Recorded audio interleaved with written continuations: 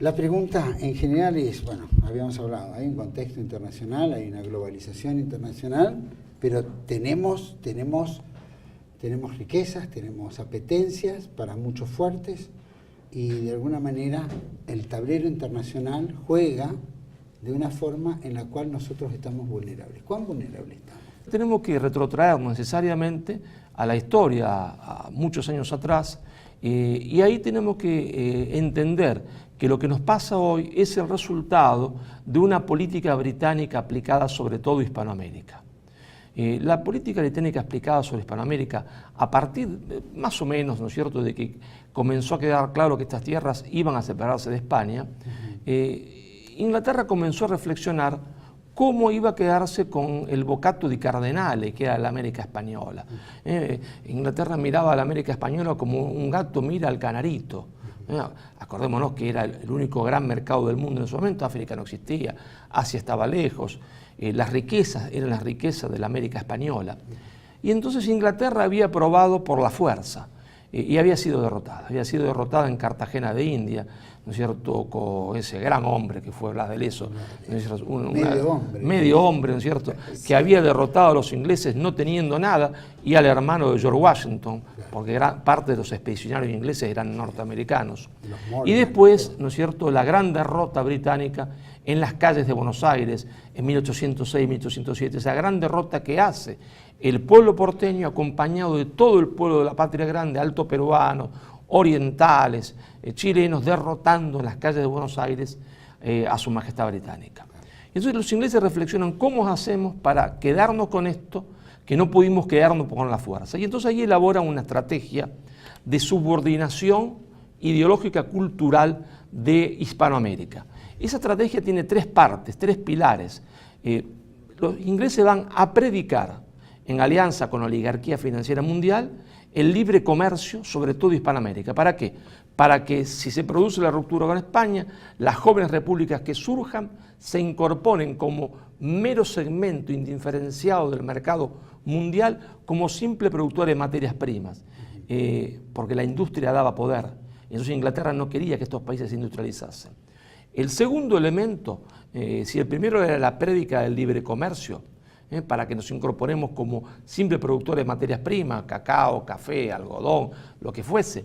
El segundo elemento era la prédica de un nacionalismo de campanario, es decir, la prédica de un nacionalismo argentino, de un nacionalismo chileno, de un nacionalismo peruano, enfrentados unos con otros, de espalda unos con otros, para romper la idea de la constitución de un gran Estado que no sería otra cosa que el producto natural de la nación preexistente, la nación hispanoamericana o iberoamericana que preexistía, se entiende, al momento de la independencia. Entonces Inglaterra ve claro que no debe salir de este proceso un solo Estado, sino que debe fragmentar la región en la mayor cantidad de pedazos posible, y esos pedazos fragmentados predicar en ellos un nacionalismo de campanario, es decir, hacer olvidar que eran hermanos para que se enfrentasen unos con otros, crear guerras uno con otro, porque la guerra crea odio, y así destruir la idea de una patria grande, así destruir la idea de un nacionalismo continental que expresase a esa nación iberoamericana.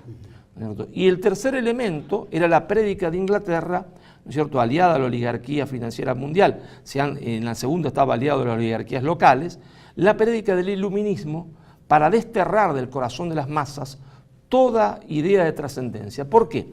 Porque la élite política británica está perfectamente consciente, es un poder autoconsciente de que todas las naciones en el mundo, todas se han construido a partir de una fe fundante. Y si vos le sacás a una nación su fe fundante o impedís que surja, inhibís la construcción del poder nacional. Estos fueron los tres pilares a través de los cuales Inglaterra buscó que estos lugares sean una colonia informal de Gran Bretaña.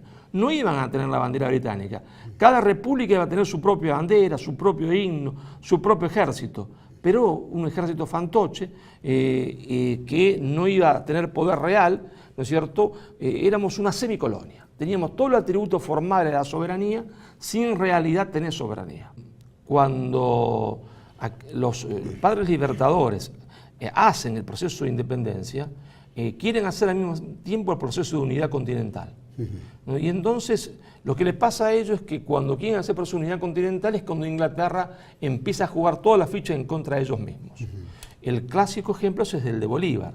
A Bolívar lo acompañan y lo ayuda, mientras que Bolívar está haciendo la independencia. Cuando la independencia se aproxima a su final y tiene que hacer la unidad continental, es ahí cuando todos los que estaban aliados de Bolívar se le dan vuelta. Y es ahí cuando Bolívar se da cuenta de cuál es el juego británico. El juego británico que es a través de las logias, y entonces el famoso decreto de Bolívar suspendiendo todas las logias, prohibiéndola a muerte. Porque se da cuenta de que ahora ha comprendido el juego real en el cual él mismo está inmerso. Porque muchas veces los hombres actuamos en política sin entender el juego en el cual estamos, el ajedrez en el cual estamos, sin entender a veces que somos una pieza que nos están moviendo. Cuando él entiende esto, dice prohibición de las logias, unidad continental a muerte, pero ya era tarde, porque todos sus capitanejos controlados por las logias se empiezan a sublevar, ¿no? Y mueren en el camino yendo para el destierro. En la misma categoría lo podemos poner a San Martín. Claro, San Martín lo mismo hace, se entiende, cuando está en el Perú. Y después de los libertadores, ¿no es cierto?, tenemos la concreción del proyecto británico. Es decir, cada república se incorpora al mercado mundial como simple productor de materia prima, contrario al censo de lo que va a hacer Estados Unidos, que se va a industrializar con un esquema proteccionista. Cada república hispanoamericana se empieza a considerar enemigas una de otra, ¿cierto?, de espaldas mirando a Inglaterra y enemiga una de otra, guerras entre ellas y el comienzo, se entiende, de la prédica del iluminismo. Y 100 años de soledad. 100 años de soledad en donde ya nadie sabe que éramos una misma patria, nadie sabe que éramos una misma nación, ¿está? Una nación inconclusa, nadie sabe que los ejércitos de un lado y de otro estaban compuestos por hispanoamericanos y que no había ninguna diferencia entre ellos. Y entonces ahí, después de ese año de soledad, lo que hay que rescatar, ¿qué es? Que empiezan a aparecer hombres de distintos lugares, ¿está? De distintos lugares, con proveniencia y lógica totalmente distinta, que empiezan a decir: acá hay algo que no funciona, hay algo que está mal, hay algo que está mal, hay algo que es falso, hay algo que es falso. Pero lo hacen desde postura ideológica distinta, como quien corre el velo de algo que está cubierto, ¿no es cierto? Y cada uno de un ángulo empieza a observar lo que hay dentro de esa sala. Y el primer hombre que hace esto es José Enrique Rodó.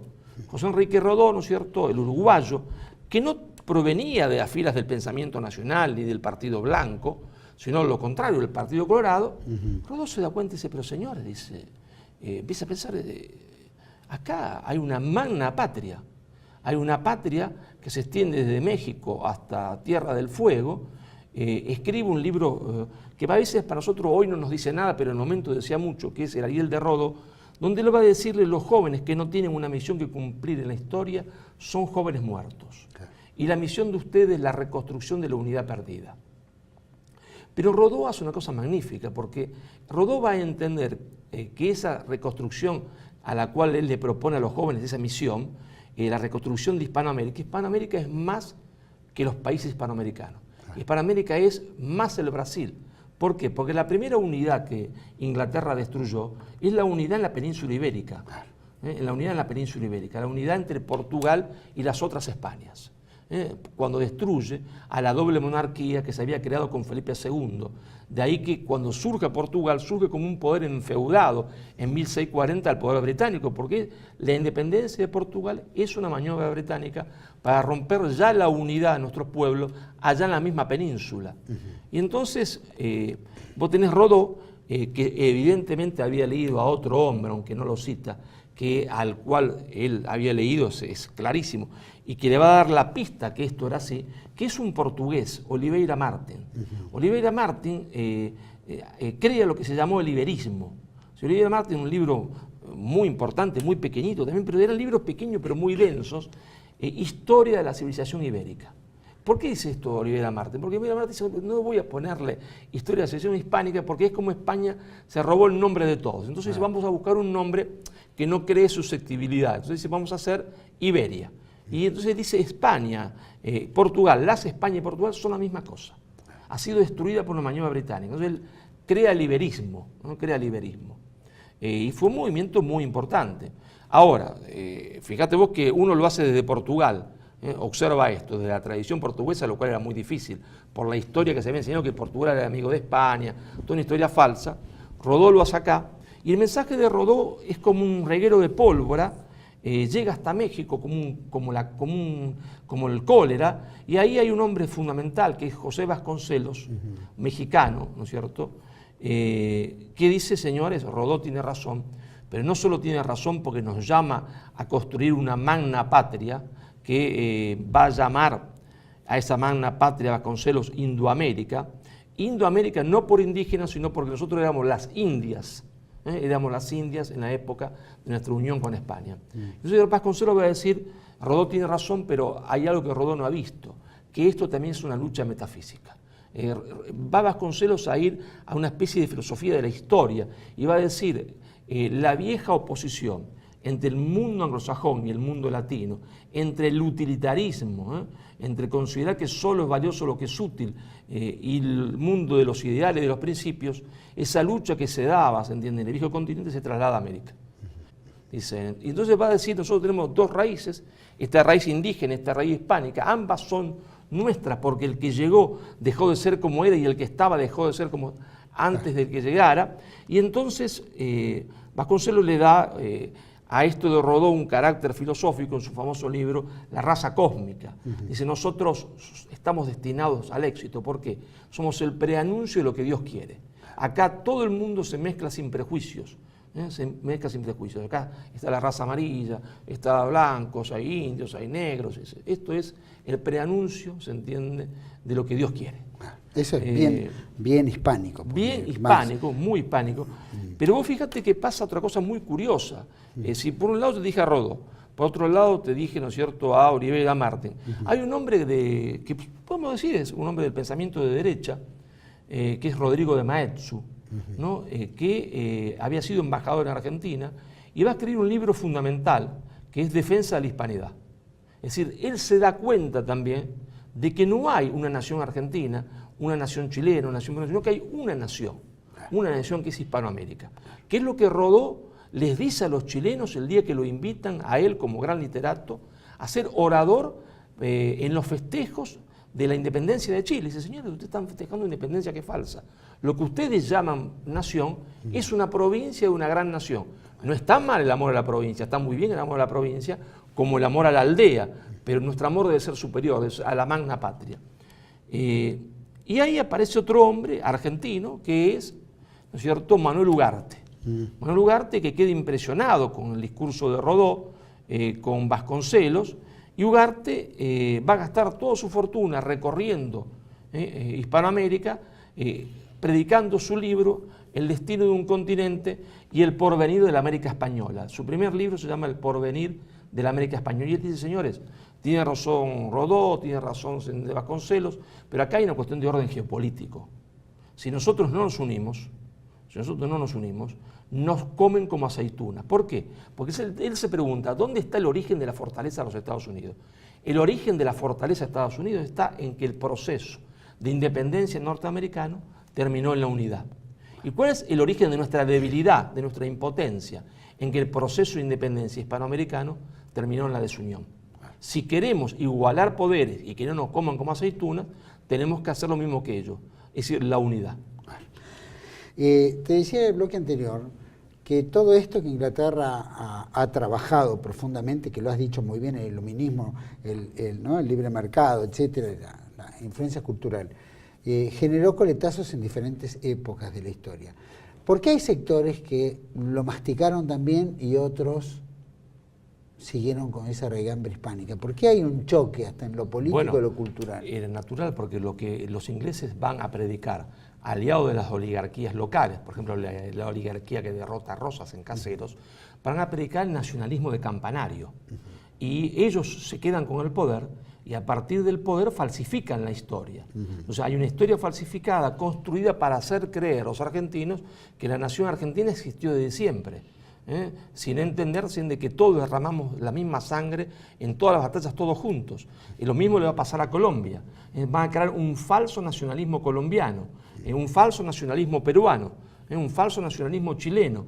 Y eso va a hacerse carne, porque eso va, ¿no es cierto?, a hacerse carne en el hombre concreto que va a la escuela. desde los 6 años. El hombre va a la escuela y ahí se lo adoctrina en ese nacionalismo de campanario. Que vendría a ser la historia oficial famosa. La historia oficial. Que vivimos todos en... Claro, pero ese nacionalismo de campanario, el creer que la Argentina es una nación, cuando en realidad hay una nación inconclusa, que es una nación hispanoamericana, es artificial. ¿No? Es tan artificial porque hay un pueblo continente. Vos podés ir en bicicleta de acá, ¿se entiende? Tardando México, 2 años en México, sin Grande. cambiar nunca de lengua. ¿Y cuál es la prueba de que esto es así? Que muchas personas, muchos intelectuales, desde posturas ideológicas totalmente antagónicas, cuando empiezan a pensar seriamente, sin prejuicios, llegan a la misma conclusión. Yo te decía hace un ratito, Rodrigo de Maeztu, desde la derecha española, ¿está? El hombre dice, señores, ustedes en Hispanoamérica son una nación. Pero vos fíjate otro ejemplo que lo comprueba desde un ángulo ideológico totalmente distinto. Un hombre que proviene de las antípodas del pensamiento, a Rodrigo de Maeztu, y de las antípodas también geográficas. Viene de Rusia, se llama León Trotsky. Trotsky, que se fuga, ¿no es cierto?, porque Stalin quiere matarlo, a Suecia, después a Francia, va a México. Como todo ruso no sabe nada de Latinoamérica, ni de Hispanoamérica, ni de Iberoamérica, no sabe nada porque a los rusos eso no le interesaba, ¿no? Nosotros no existíamos, pero el tipo dice, estoy en México, tengo que entender dónde estoy. Y el tipo empieza a estudiar, empieza a entender, y para sorpresa de los marxistas argentinos, los trotskistas, los marxistas argentinos, trotskistas, imagínate, está Trotsky allá en México, van como que está San Pedro, entonces van a buscarlo, a hablar con él, entonces dicen, bueno, ¿ustedes qué quieren acá? Hablar con usted, maestro. Bueno, dice, ¿y qué quieren hacer? ¿Y la revolución socialista? No, le dice Trotsky, olvídense. Usted no puede hacer ninguna revolución socialista, porque ustedes no han hecho la revolución nacional. Acá hay una nación inconclusa, ustedes no han hecho la nación. Los tipos lo miran diciendo, pobre Trotsky, no entiende nada. Mire, le dicen, está la nación argentina, está la nación chilena, acá están las naciones. No, le dice Trotsky, acá ustedes están completamente equivocados. Acá hay una sola nación, desde la Tierra del Fuego hasta México, que fue fragmentada. Hay una nación inconclusa, le dice Trotsky. Ustedes son una sola nación. No hay una nación argentina, una nación colombiana, una nación venezolana, son una sola nación. Es decir, le está diciendo lo mismo. Desde el marxismo, si un hombre que venía de las antípodas geográficas y de las antípodas del pensamiento de Rodrigo Maeztu, la misma cosa. Sí, a mí me parece importantísimo esto, vos fíjate, porque es la prueba de que ese objeto existe. O sea, ese objeto del que estamos hablando, esa nación inconclusa, esa nación hispanoamericana existe. Vos tenés un hombre que viene de acá, de la derecha, un hombre que viene de la izquierda, miran este vaso y dicen, Marcelo, esto es un vaso. Y no ve que está a mitad lleno, si no lo completaron, está inconcluso, está en una nación inconclusa. Por eso te digo que, claro, a pesar de la prédica cultural, de ese nacionalismo de campanario, a pesar de que esa es la historia oficial, hay una cosa que es imposible de borrar, que nosotros tenemos la misma lengua, tenemos el mismo Dios, tenemos los mismos valores.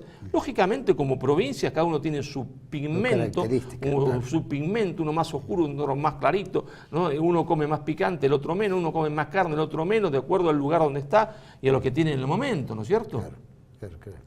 Claro. Ahora, en esa fragmentación, que bien, tal cual decís, que es una misma nación, que en realidad lo ve Trotsky y lo vemos, por lo menos lo vemos muchos, que somos hispanistas y que comulgamos con esto. Rodó, Vasconcelos, Rodrigo de Maeztu, incluso en Argentina un hombre como José Ingeniero, al final de su vida, se da cuenta de lo mismo. Se da cuenta de que hay un nacionalismo continental. Es decir, fíjate que provienen de lugares... Lo reconoce hasta Juan Manuel de Rosas. Claro, provienen de lugares completamente distintos y al final se dan cuenta, porque al final se tienen que dar cuenta de la realidad. En la realidad supera la biología. La política del divide y gobernar. Claro, ¿no? La que aplicó Inglaterra y después sigue aplicando Estados Unidos sobre nosotros. Entramos en el siglo XX, siglo XXI, estamos viviendo lo que estamos viviendo y vemos también determinados intereses. Son los mismos actores que siguen jugando en el divide y gobernar. Hay otros actores nuevos que formen parte de esta escaramuza que estamos recibiendo para algún día probablemente fragmentarnos a nosotros o a otros países hispanoamericanos. Bueno, Inglaterra siempre actuó aliada de la oligarquía financiera internacional. Hay una simbiosis, una unión sustancial entre el poder británico y esa oligarquía financiera internacional. Lo mismo va a ser, ¿no es cierto?, Estados Unidos cuando después de Wilson empieza a heredar ese poder, de a poco empieza a heredar ese poder británico y esa alianza con la oligarquía. Estados Unidos va a heredar las dos cosas y se va a comportar sobre nosotros de la misma manera. No te olvides de vos Roosevelt, cuando dijo, estas tierras no podrán ser dominadas hasta que extirpemos el catolicismo de ellas. ¿Está? Porque el catolicismo le da unidad, entonces todo lo que da unidad debe ser destruido, lengua, religión, costumbres, memoria, la memoria de que éramos una misma patria, eso debe ser destruido y eso es el nacionalismo de campanario. Entonces siempre hay nuevos actores, pero la política sigue para nosotros siendo la misma, es decir, nos aplican el mismo plan. Entonces vos fíjate a qué situación llega la Argentina hoy. La Argentina hoy, yo te decía cuando empezamos esta charla, está para el cachetazo. Se está al punto de su desindustrialización completa. Está al punto de una nueva fragmentación territorial y está al punto de una nueva disolución cultural. Y claro, ¿por qué esto es así? Y esto es así porque lo que había tratado de detener eso, y a muchos no les gusta cuando uno dice estas cosas, ¿no es cierto?, era un movimiento político nacido en el año 1943 y fortalecido en el 45, que había llevado a la conciencia de las masas, ¿verdad?, las tres contracaras de lo que Inglaterra predicaba. Es decir, había llevado a la conciencia de las masas la idea de que la Argentina tiene que tener un destino industrial, había llevado en la conciencia de las masas la idea de un revisionismo histórico y la idea de una patria grande, y había llevado y reintroducido en las masas la idea de trascendencia. Ese movimiento político fue el peronismo. Entonces es lamentable que haya muchachitos jóvenes, bien intencionados, que demuestra que muchos libros hacen mal, que andan predicando, se entiende, en contra del peronismo sin darse cuenta, estos pobres muchachitos, que era el único movimiento político en América Latina y el único movimiento político que hizo que el movimiento de los trabajadores, en vez de tener una hoz y un martillo, en cada sindicato tuviese una cruz y una imagen de la Virgen. Esto era consustancial, esto es sustancial, esto es lo sustancial del fenómeno político. Después los errores, los miles de errores, son parte de la política y ellos se fijan en los miles de errores y no en lo sustancial, se fijan en los accidentes, en el accidente y no en la sustancia. Entonces ese movimiento político es el peronismo, porque claro, hubo muchos otros políticos, muchos otros pensadores, que vieron estas tres estrategias británicas, pero cada uno veía una parte de la estrategia británica.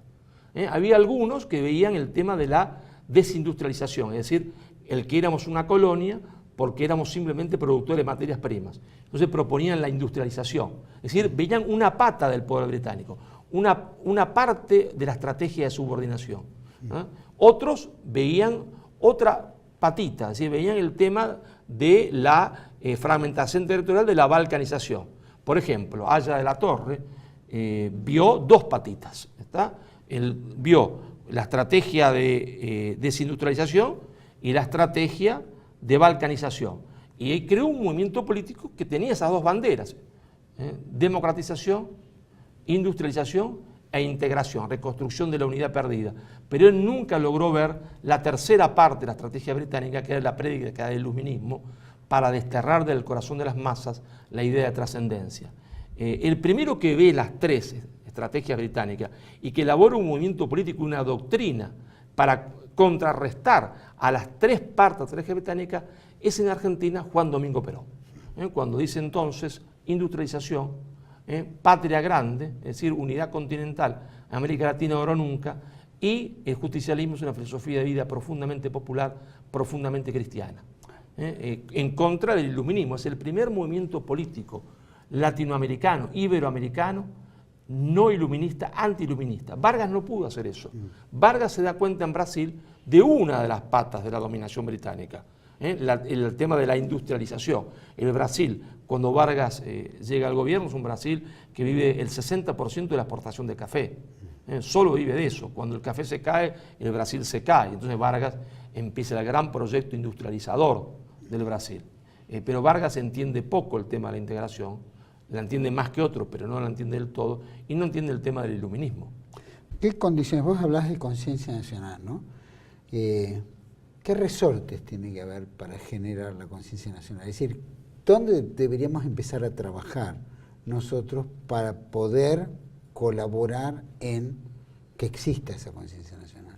Bueno, primero de todo lo que estamos haciendo ahora, tenemos que reflexionar sobre la propia realidad, pero la clave de eso es la falsificación de la historia, es decir, mostrar la falsificación de la historia.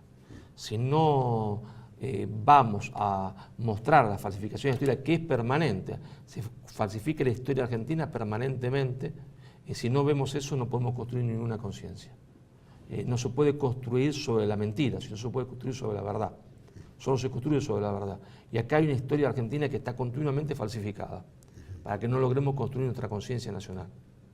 ¿Es solamente el término de historia o juegan también otros factores que hacen a nosotros perder la conciencia nacional o no encontrar el camino nacional, como por ejemplo los medios de comunicación, diferentes sectores culturales del hoy que juegan un rol casi estúpido?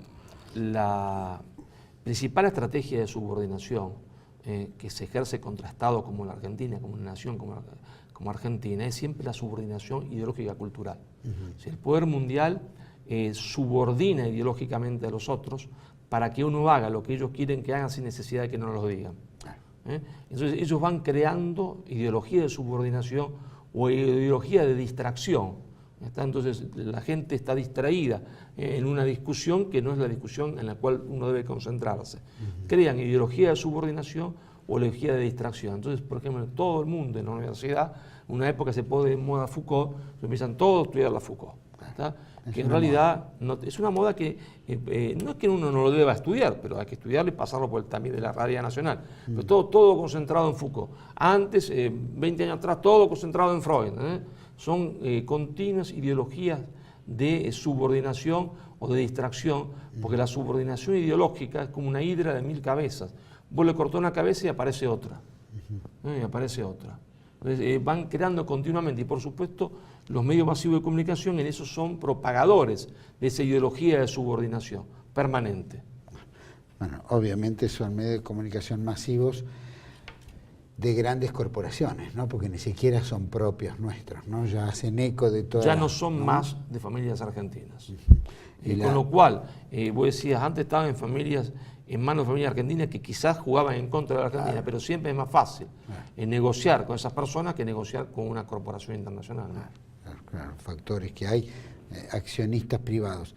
Y en esta quiebre que vos ves, simplemente para ir terminando, hay vos decías una serie de factores entre todo esto, pero aparecen factores nuevos.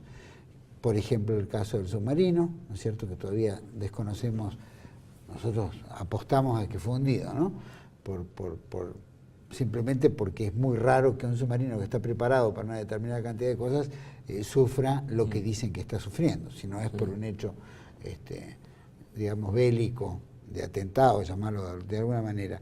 Pero también tenemos todo tipo de agentes. Tenemos levantamientos que hacen llamar indígenas o hacen llamar pueblos originarios o sectores que empiezan a florecer, pensamiento, ¿no es cierto?, de la ley de género o la ideología de género. Y empezamos a ver, reflotar, que no pasa solamente acá, pasa en el mundo entero. Claro. Pero a nosotros es como que es una nación que ha perdido el norte y se ha vuelto permeable a todo esto. Somos un pueblo más indefenso. Tenemos menos capacidad de defensa. Es como un organismo que no tuviese anticuerpos o no tuviese los anticuerpos necesarios. Alguien estornuda y nosotros nos resfriamos. Carecemos de anticuerpos. Y carecemos de anticuerpos por varias cosas. Podríamos hacer un programa solo de eso. Carecemos de anticuerpos porque la élite argentina, en vez de ser una élite argentina desde el comienzo de la independencia, fue una élite aliada a Gran Bretaña y no cumple su rol de conducción de la nación. Rosas intenta revertir eso y fracasa en el año 52. Y esa élite aliada a Gran Bretaña, ¿cierto?, va a predicar sobre una clase media, que era una clase media fundamentalmente de hijos de extranjeros, como soy yo, la falsificación de la historia. Cuando el peronismo intenta la construcción de una nueva élite en sentido, no élite en sentido de que es una élite por una cuestión material o título de universidad, una élite en sentido de que es élite el que conduce y conduce porque el que más se sacrifica por los otros. Está una élite multitudinaria e intenta proceso gigantesco de construir una nueva lid de conducción, lo golpean en el año 55. Y ese proceso termina con una confusión gigantesca de una clase media que no lograba entender ese proceso, o no lograba entender del todo una parte de ese sector. Y entonces ahí la Argentina se va como debilitando, es decir, va teniendo cada vez menos anticuerpos. Y ese movimiento que fue el peronismo, que en cierta manera, incomprendido por unos, por la derecha, incomprendido por la izquierda, ese movimiento a su vez va a sufrir en los últimos años una especie también de síndrome de inmunodeficiencia, porque por primera vez ese cuerpo tampoco tiene anticuerpos. Es decir, se va a pegar de un progresismo que le es ajeno a su fundación, que le es ajeno a su fundador, que es contradictorio con su historia y su pensamiento. Y entonces, si el último reducto que había de organicidad de la nación para defenderse, el último reducto que tenía anticuerpos también pierde eso, entonces vos comprenderás que el estado de la Argentina y de su pueblo es de indefección absoluta. Independientemente de que tengamos aviones o no tengamos, submarinos no tengamos o no lo tengamos, porque eso es el accidente. Eso es el accidente. Es decir, la sustancia es la conciencia nacional de un pueblo. Si un pueblo tiene conciencia nacional, se pone de pie. Y cuando se pone de pie reconstruye todo, reconstruye la industria, reconstruye el ejército. Entonces, más importante o más peligroso que no tener submarinos, que no tener aviones, que no tener ni balas, es no tener conciencia nacional. Porque si vos tenés conciencia nacional, te pones de pie y todo eso lo reconstruís. Ahora, si por más que yo te dé todo el dinero del mundo y puedas comprar los aviones que quieras y los submarinos que quieras, si no tenés conciencia nacional, eso de nada sirve. Terminás siendo un muñeco manejado por otros. Claro. Marcelo Bullo, muchísimas gracias por haber acompañado aquí en este... Gracias a vos por volver a invitarme nuevamente. Para mí es un gusto, vamos a volver a tener, espero que tengas algún día un programa acá, que creo que todos los televidentes van a estar encantados. Con mucho gusto. Vamos a aprender mucho. Con mucho gusto. Y vas a ayudar a verlo. Muchísimas gracias. Gracias a vos. Y que tengas buen viaje.